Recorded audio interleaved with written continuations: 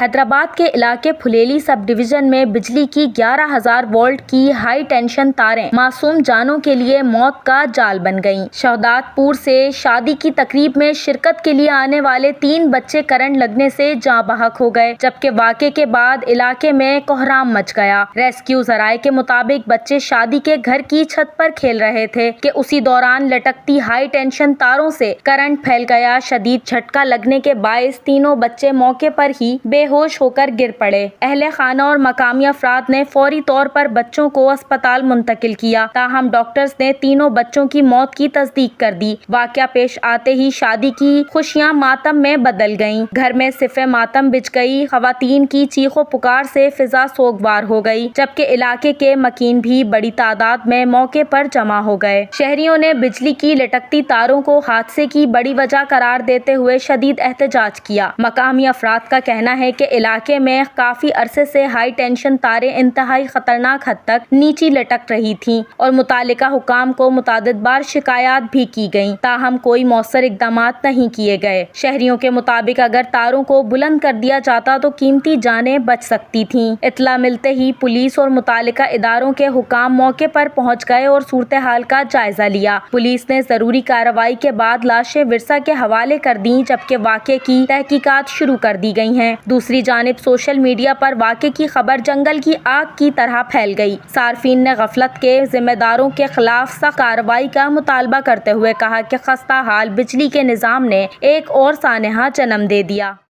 आज जो ये वाक़या हुआ है इंतहाई अफसोसनाक वाक़या पेश आया है। आज सुबह इतलात, अब तक की जो इतलात है उसके मुताबिक आज सुबह 6:45 पर ये वाक़या हुआ है। तो जैसे इस वाक़े की इतला मिली, फौरी तौर पे हेस्को की टेक्निकल टीम जो है वो साइट पे पहुंची और जो 11 kV लाइन है हमारी OPH 1 फीडर है फुलेली सब डिवीज़न का, उसको फौरी तौर पे बंद करवाया गया।